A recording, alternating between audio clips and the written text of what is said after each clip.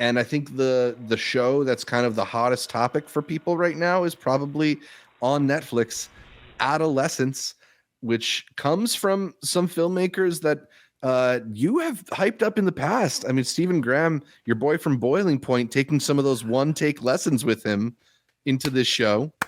And he's been saying it. They're like, "How did you get those so well?" And he says, "I have a show called Boiling Point, or a movie called Boiling Point. Go check it out."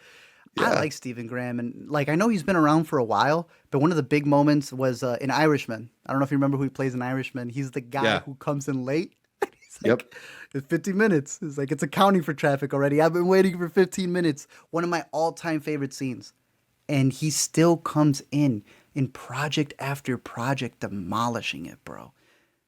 This was a hit. Everyone was talking about this. I don't know how much into it you got for the Yeah. behind the scenes, but like, Oh, well, a little bit. Yeah. I mean, so we should mention this is a project that's about a 13-year-old who gets accused of the murder of his classmate. And it sort of follows the different his parents, him, the detectives, all the people around this case. But intriguingly, this 4-episode miniseries, each episode is a one take from the entire 40 something minute, 50 something minute episode is all done in one shot. And it's not necessarily the most like splashy one take kind yeah, of cinematography. There are certainly moments like when they seamlessly hand it off to a drone, which are pretty impressive.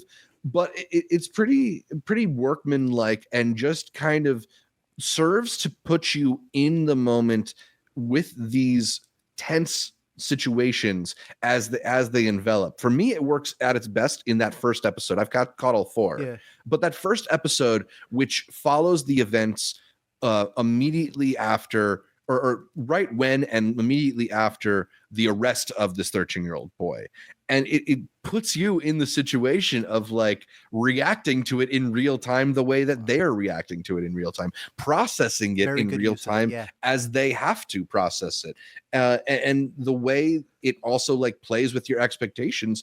I found it to be really fascinating. I'd also say they mop that. I don't know if you got to finish the Menendez one. There was that one episode everyone hyped up Mm, because he's getting interrogated in one view. Hey, yo, I didn't see check this that one one, out. but yeah, Check this one out sounds a little instead. better here. Exactly. Yeah, we even got some rankings. Let's see. I'm talking about ranking Adolescence from episodes 3, 2, 4, 1. And they had mentioned #1 on Letterbox, bro. It's a mini series, so it counts. Hmm. 4.2. Damn. Do you feel like it all worked for you? Were there certain episodes that worked maybe a bit better for you than others?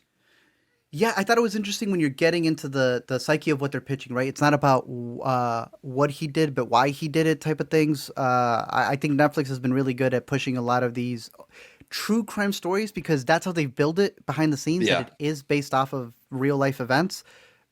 But that's always a real tough one when people find out, well, yeah, it's one kid, but the result, I should put it, the crime another kid did. So you're kind of combining stories that at the end almost feels like a God's Not Dead scenario where they put all the court cases at the end and it's like, buddy, none of those court cases were the thing you said.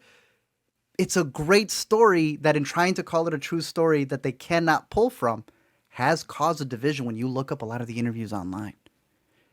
It also does one Yeah. thing I don't like, and we may disagree with this, but I Mhm. don't think it's smart to call out certain influencers because you're just, in my opinion, Zach, Yeah, you're yeah. making them like an idol. It's going to be whoever, even the story you're basing it off on, those kids listen to somebody else. So why'd you give this man a shout out in this?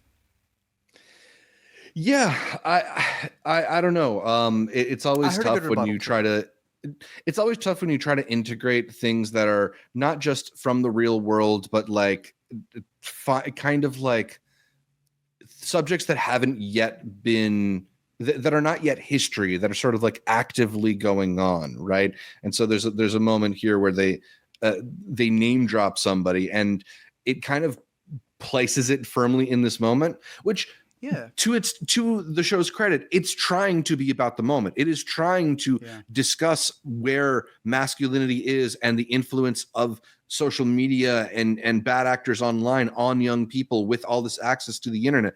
So in some ways, it's like can you do it without doing stuff like that? And in other ways, it does sort of like break the spell, perhaps, and bring you back into the real world a little bit. Yeah.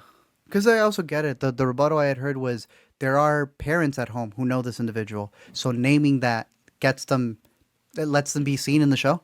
And I was like, I guess, sure. If I were to take away like that part of it and see it from their point, how many people tuned into the show and in hearing that go, wait, my kid listens to that person.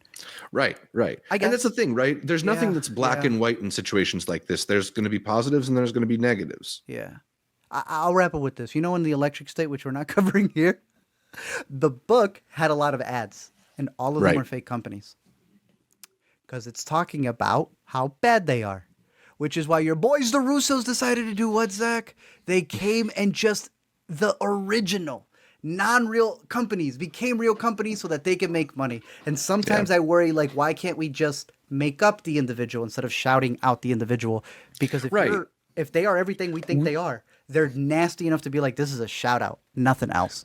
We saw a film at South by Southwest recently in which a character is pretty explicitly like an Elon Musk representative, but they're not literally named Elon Musk, and we all get the point. I know exactly what you're talking about. Yeah, Yeah. I remember. On a screen. Yeah, yeah.